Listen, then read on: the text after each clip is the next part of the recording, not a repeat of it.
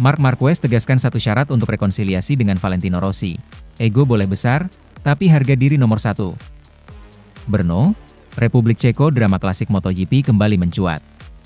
Kali ini bukan soal siapa yang tercepat di lintasan, melainkan tentang dua legenda yang kisah rivalitasnya sudah melegenda, Marc Marquez dan Valentino Rossi. Sejak insiden panas di Sepang 2015, hubungan keduanya membeku.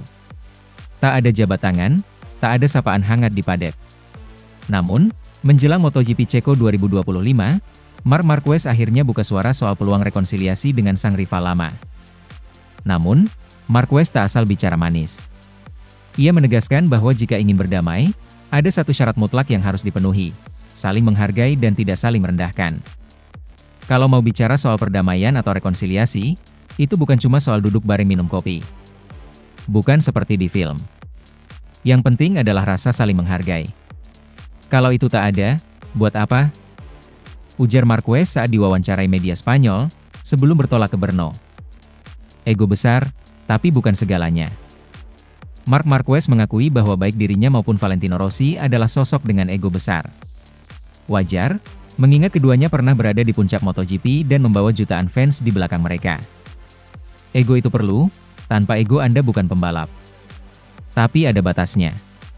Buat saya, harga diri lebih penting. Saya tidak bisa pura-pura tersenyum kalau di belakangnya ada omongan yang menusuk, tegas Marquez. Ia tidak menyebut langsung contoh pernyataan apa yang dimaksud, namun fans selama MotoGP tentu paham. Sejak Sepang Clash 2015, berbagai komentar saling sindir dan kritik tajam keluar dari kedua kubu. Marquez menambahkan, saya selalu terbuka bicara. Tapi itu harus dari hati, bukan hanya karena kamera sedang menyala.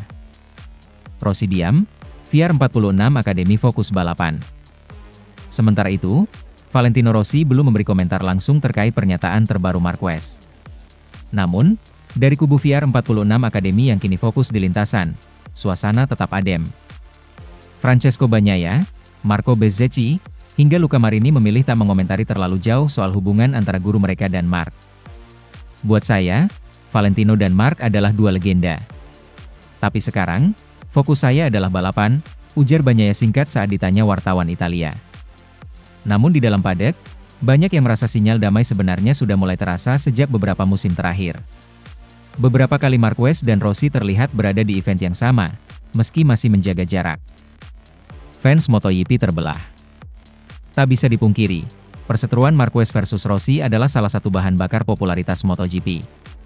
Sejak 2015, media sosial dan forum penggemar MotoGP selalu ramai dengan dua kubu fanatik, Rossi fans versus Marquez fans. Kini, dengan munculnya wacana rekonsiliasi, fans justru kembali terbelah. Ada yang ingin melihat dua ikon MotoGP itu kembali akur demi citra positif olahraga ini, tapi ada juga yang merasa perseteruan mereka justru bagian dari daya tarik MotoGP. Di media sosial, tagar Marquez Rossi PH sempat trending di X, sebelumnya Twitter, bersaing dengan tagar Never Forget Sepang. Seorang fans menulis, "Sudah waktunya berdamai. MotoGP butuh momen besar lagi seperti jabat tangan antara Valentino dan Marc." Namun, ada juga yang berkomentar, tanpa rivalitas itu, MotoGP rasanya hambar. Biarlah tetap seperti sekarang. Pernah satu frame di dokumenter MotoGP. Menariknya, di pertengahan musim 2024 lalu, keduanya sempat hadir dalam dokumenter resmi MotoGP yang diproduksi oleh Amazon Prime. Meski tidak duduk bersama, setidaknya ada momen di mana Marc dan Valentino muncul di satu frame, sebuah hal yang jarang terjadi selama hampir 10 tahun terakhir. Menurut beberapa pengamat, inilah salah satu tanda bahwa pintu rekonsiliasi mulai terbuka, meskipun perlahan. Marc dan Val mungkin tak akan pernah jadi sahabat. Tapi setidaknya, mereka bisa saling menghormati tanpa harus saling menjatuhkan di media, ujar Carlo Pernat, analis MotoGP senior dari Italia. Menjelang MotoGP Ceko, fokus tetap balapan. Meski isu hubungan dengan Rossi ramai diperbincangkan, Marquez tetap menegaskan bahwa fokus utamanya adalah balapan di Brno akhir pekan ini. Saya datang ke Brno bukan untuk politik paddock. Saya kesini untuk menang, tegas Marquez. Saat ini, Marc Marquez memimpin klasemen sementara MotoGP 2025 dengan selisih poin cukup aman dari Francesco Bagnaia dan Pedro Acosta. Kemenangan di Ceko akan semakin memperkuat posisinya menuju gelar dunia ke-9. Di sisi lain, VR46 Academy juga ingin membuktikan diri bahwa mereka tetap kuat meski didera rumor internal dan ketegangan lama antara Rossi dan Marquez. Akankah momen damai itu benar-benar terjadi? Pertanyaan besarnya, apakah kita benar-benar akan melihat momen jabat tangan atau setidaknya sapaan hangat antara Marc Marquez dan Valentino Rossi di musim ini? Menurut beberapa orang di dalam paddock, peluang itu selalu ada. MotoGP sudah sering menunjukkan bahwa rivalitas paling panas pun bisa berakhir damai, asalkan kedua pihak benar-benar ikhlas. Namun dengan satu syarat, seperti yang ditegaskan Marquez, saling menghargai, tanpa basa-basi palsu. Apakah momen itu akan terjadi di Brno, di Misano, atau bahkan saat akhir musim di Valencia? Kita tunggu bersama. Yang jelas, MotoGP 2025 tidak hanya panas di lintasan, tapi juga di balik layar. Sementara itu, 8 rekor gokil Marc Marquez jelang MotoGP Ceko 2025. Brno memang mangsa empuk si alien. MotoGP Ceko 2025 sudah di depan mata, dan semua mata tertuju pada satu nama, Marc Marquez. Pembalap berjuluk Baby Alien ini kembali ke sirkuit Brno dengan status pemuncak klasemen, penuh percaya diri, dan tentu saja, dengan sederet rekor gila yang bikin lawan garuk kepala. Brno dikenal sebagai salah satu trek klasik MotoGP, penuh dengan tikungan cepat dan perubahan elevasi yang menuntut skill serta konsistensi. Tapi buat Marquez, Brno ibarat taman bermain pribadi. Tak heran, banyak yang bilang sirkuit ini adalah mangsa empuk buat sang juara dunia 8 kali itu. Berikut 8 rekor gokil Marc Marquez yang membuat Brno bukan sekadar sirkuit biasa untuknya. 1. Pemenang termuda MotoGP di Brno, 2013. Masih ingat musim debut Marquez di MotoGP kelas utama? Ya, tahun 2013. Di tahun itulah Marc langsung membuat kejutan dengan memenangi balapan di Brno pada usia 20 tahun, 8 bulan, dan 4 hari. Rekor ini sampai sekarang belum ada yang memecahkan. Bahkan para rookie seperti Pedro Acosta atau Raul Fernandez masih berusaha mengejar angka tersebut. Lebih gila lagi, di musim itu Marquez langsung jadi juara dunia, mematahkan rekor sebagai rookie pertama yang langsung menyabet gelar sejak era Kenny Roberts di tahun 1978. 2. 7 kemenangan di semua kelas. Kalau bicara Brno, Marquez bukan cuma jago di MotoGP. Sejak masih balapan di kelas 125cc dan Moto2, dia sudah menunjukkan taringnya. Total, Marc mengoleksi 7 kemenangan di Brno di semua kelas. Yang bikin salut, dia menang dengan berbagai tipe motor dan mesin, membuktikan bahwa Brno memang cocok dengan gaya balap khas Marquez yang agresif tapi tetap halus di tikungan. 3. Pole position terbanyak di Brno. Selain urusan balapan, Marquez juga rajanya kualifikasi di sirkuit ini. Hingga musim 2024, Marc tercatat sudah meraih 6 kali pole position di Brno. Itu artinya, hampir setiap kali dia balapan di sini, Marquez selalu start dari barisan depan. Dan seperti yang sering dia katakan, start di depan itu penting, apalagi di trek seperti Brno yang sulit untuk overtaking. 4. Lap tercepat berkali-kali. Marc Marquez bukan hanya cepat di kualifikasi, tapi juga rajin mencetak lap tercepat saat balapan. Di Brno, setidaknya 5 kali dia mencatatkan fastest lap race day. Hal ini menunjukkan betapa konsistennya Marquez menjaga ritme sepanjang balapan, bahkan ketika bannya mulai aus. 5. Rekor podium beruntun. Dari 2013 hingga 2019, Marquez selalu naik podium di Brno tanpa absen sekalipun. Entah itu juara pertama, kedua, atau ketiga, Baby Alien selalu pulang dengan piala dari sini. Rekor ini jadi salah satu yang paling sulit ditandingi oleh pembalap lain, mengingat betapa ketatnya persaingan di era modern MotoGP. 6. Duel klasik lawan Rossi dan Dovizioso. Brno juga saksi bisu duel-duel klasik Marc Marquez melawan dua nama besar lainnya, Valentino Rossi dan Andrea Dovizioso. Siapa yang tak ingat pertarungan sengit antara Marquez dan Rossi tahun 2015? Atau duel saling overtake melawan Dovi di 2018? Menariknya, di kebanyakan duel tersebut, Marquez lah yang keluar sebagai pemenang. Ini menambah daftar panjang korban Marquez di sirkuit yang satu ini. 7. Sirkuit dengan persentase kemenangan tertinggi kedua. Buat Marquez, Brno adalah sirkuit dengan persentase kemenangan tertinggi kedua sepanjang karirnya setelah Sachsenring. Jika di Sachsenring dia hampir tak terkalahkan, di Brno pun peluang menangnya selalu di atas 60% setiap turun balapan. Dengan statistik seperti itu, Tak heran kalau Brno dianggap rumah kedua oleh fans Marquez. 8. Comeback fenomenal 2023. Salah satu momen paling bersejarah di Brno terjadi 2 musim lalu, 2023. Saat itu, Marquez baru kembali dari cedera panjang. Banyak yang meragukan apakah dia masih punya kecepatan yang sama. Jawabannya, Marquez membungkam semua keraguan dengan meraih podium ketiga setelah memulai dari posisi ketujuh. Itu membuktikan, bahkan dalam kondisi belum 100% fit, Marquez tetap jadi ancaman serius di sini. Apa kata Marquez menjelang MotoGP Ceko 2025? Menjelang seri Brno tahun ini, Marc Marquez tampil santai namun tetap waspada. Saat diwawancara oleh media Spanyol, ia mengatakan, "Brno selalu spesial buat saya. Banyak kenangan, banyak momen bagus, dan tentu saja banyak kemenangan. Tapi saya tidak mau terlena. Tahun ini persaingan lebih ketat dari sebelumnya." Marc juga menyebut nama-nama seperti Bagnaia, Acosta, dan Bezzecchi sebagai rival berat di seri kali ini. Tapi yang terpenting adalah tetap menikmati balapan. Kalau saya bisa menikmatinya, biasanya hasilnya bagus, tambahnya. MotoGP Ceko 2025, akankah rekor bertambah? Dengan kondisi fisik yang kembali prima dan dukungan penuh dari Ducati, banyak yang memprediksi Marquez akan menambah daftar rekornya di Brno tahun ini. Apakah ia akan kembali pole position? Menang lagi? Atau mungkin mencetak lap tercepat ke-6 kalinya?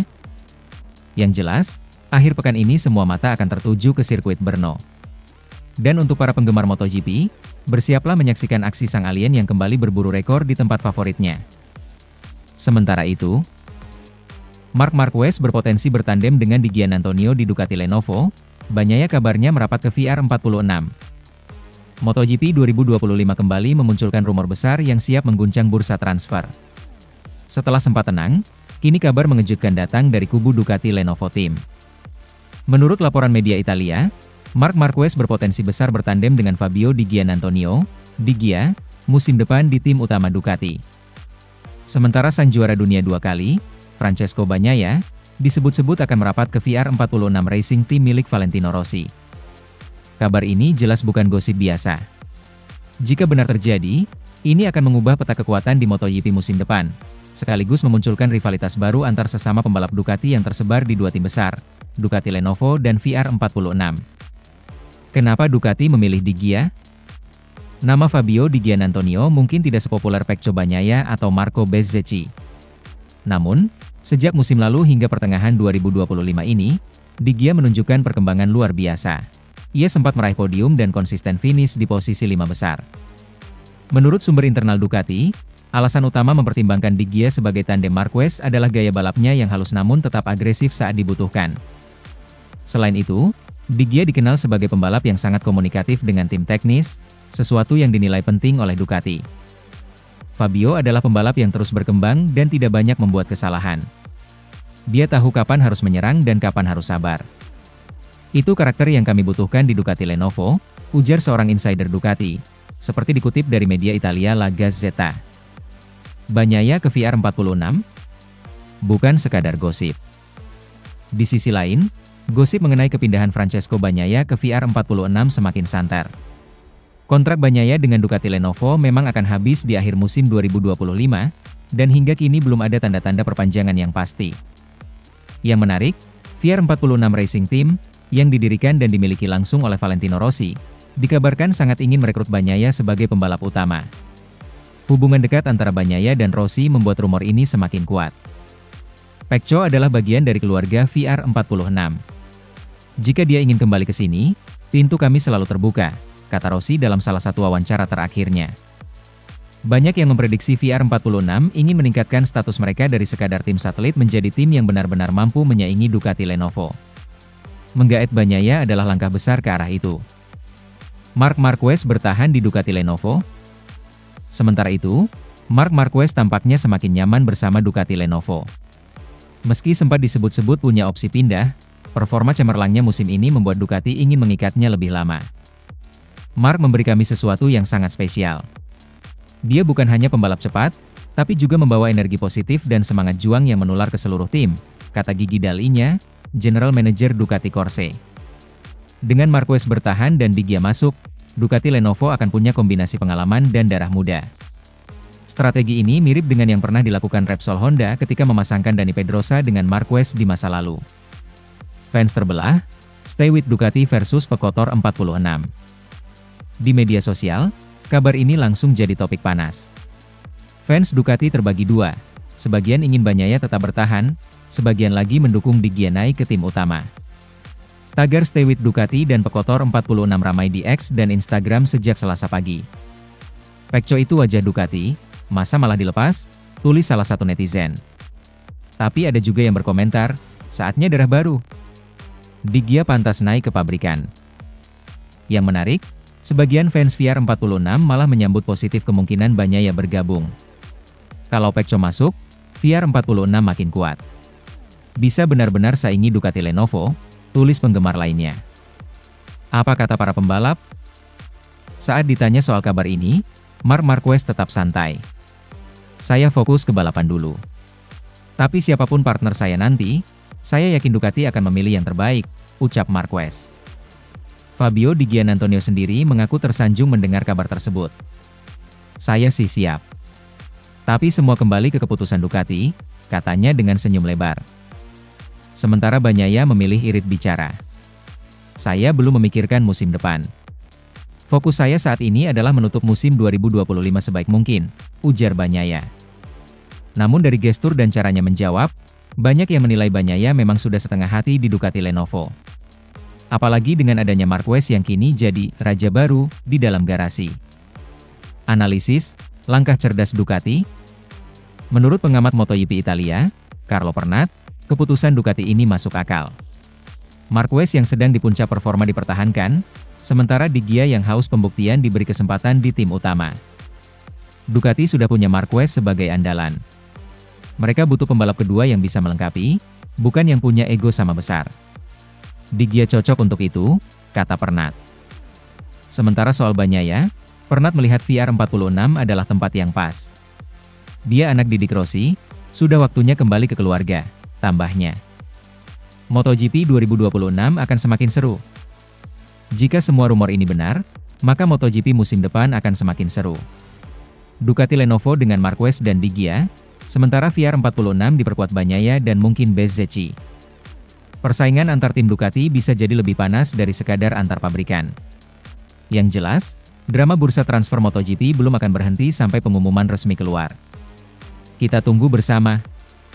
Sementara itu, 5 pesaing terkuat Marc Marquez di MotoGP Republik Ceko 2025, siap-siap kejutan dari nomor 1. Brno, Republik Ceko, MotoGP Republik Ceko 2025 tinggal menghitung hari. Atmosfer panas sudah terasa di paddock sejak awal pekan. Marc Marquez, yang saat ini memimpin klasemen, jelas datang dengan status favorit utama.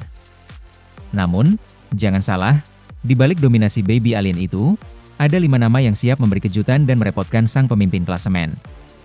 Bukan sekadar mengisi grid, 5 pembalap ini diprediksi punya peluang paling besar untuk menghalangi Marquez meraih kemenangan di Brno. Dan menariknya, urutan nomor 1 bukan dari nama-nama yang selama ini jadi sorotan utama. Siapa saja mereka? Berikut ulasan lengkapnya. 5. Francesco Bagnaia, Ducati Lenovo Team. Pecco Bagnaia memang sedang mengalami musim yang naik turun. Dari juara dunia 2 musim berturut-turut, kini ia tertinggal cukup jauh di klasemen. Tapi jangan pernah coret namanya, terutama di sirkuit seperti Brno yang memiliki banyak tikungan flowing. Bagnaia dikenal punya kemampuan luar biasa dalam menjaga ritme di trek-trek cepat dan lebar seperti ini. Ditambah lagi, meski Marc Marquez sedang panas-panasnya, Bagnaia tetap menjadi salah satu dari sedikit pembalap yang secara teknis dan mental sanggup bertarung 1 lawan 1 dengan Marc. Masalah utama Pecco mungkin ada di konsistensi ban belakang dan feeling masuk tikungan. Jika tim Ducati berhasil menemukan setup yang pas, Bagnaia jelas salah satu kandidat kuat di race minggu nanti. 4. Pedro Acosta, gas-gas Factory Racing Tech 3. Rookie sensasional satu ini lagi-lagi masuk daftar pesaing Marquez. Pedro Acosta memang sudah membuktikan dirinya bukan sekadar pendatang baru beruntung. Sejak awal musim, pembalap muda asal Spanyol itu tampil matang dan tak mudah panik, bahkan saat berdua langsung dengan nama-nama besar. Brno bisa jadi medan pembuktian lain untuk Acosta. Dengan gaya balapnya yang agresif dan kemampuan late braking yang mirip-mirip Mark di masa muda, banyak yang memprediksi Acosta akan kembali memanaskan pertarungan di barisan depan. Kuncinya adalah menjaga ketenangan di awal lomba dan tidak terlalu memaksakan diri saat kondisi ban mulai turun. Jika itu berhasil dilakukan, jangan kaget kalau Acosta kembali naik podium atau bahkan mencuri kemenangan. 3. Jorge Martin. Mungkin ini salah satu rival, diam-diam berbahaya, bagi Marquez. Jorge Martin memang belum sekuat musim lalu, tapi di beberapa seri terakhir performanya mulai membaik. Di Brno, Martin punya catatan bagus. Tahun lalu, ia sempat bertarung untuk podium sebelum mengalami masalah teknis. Tahun ini, Martin membawa semangat baru dengan target menebus kesalahan. Martin bisa jadi ancaman serius, terutama jika kondisi cuaca berubah dan dibutuhkan manajemen ban ekstra hati-hati. 2. Fabio Quartararo, Monster Energy Yamaha MotoGP. Mungkin banyak yang lupa, tapi Brno adalah salah satu trek di mana Yamaha dan Fabio Quartararo pernah berjaya. Meski Yamaha musim ini belum konsisten, Quartararo menunjukkan tanda-tanda bangkit sejak paruh musim. Di Sachsenring kemarin, Quartararo finish keempat setelah pertarungan ketat dengan Bagnaia. Itu membuktikan bahwa jika motornya dalam kondisi ideal, El Diablo masih punya taji. Brno dengan tikungan cepat dan kombinasi sektor stop and go mungkin bukan yang paling cocok untuk Yamaha saat ini. Tapi dalam dunia MotoGP, apapun bisa terjadi. Apalagi Quartararo dikenal punya semangat, pantang menyerah. 1. Marco Bezzecchi. Nah, ini dia nama yang menurut banyak pengamat bisa jadi kejutan terbesar di MotoGP Republik Ceko 2025. Marco Bezzecchi memang sempat tenggelam di awal musim karena cedera. Tapi sejak kembali 100% fit, performanya terus merangkak naik. Brno adalah trek yang sesuai dengan gaya balap Bezzecchi, agresif, tapi tetap smooth. Tahun lalu, Bezzecchi sempat mencatat waktu tercepat di sesi latihan bebas di sini, sebelum akhirnya crash di race day. Musim ini, Bezzecchi siap membayar semua kegagalan itu. Target saya di Brno kali ini jelas, podium, dan kalau bisa, kemenangan, ujar Bezzecchi dengan nada serius. Bukan tak mungkin duel seru antara Marc Marquez dan Bezzecchi bakal jadi suguhan utama di balapan nanti. Bezzecchi punya modal kecepatan dan strategi, tinggal bagaimana mengontrol emosinya saat berada di posisi depan. Bonus, potensi cuaca Brno dan faktor teknis.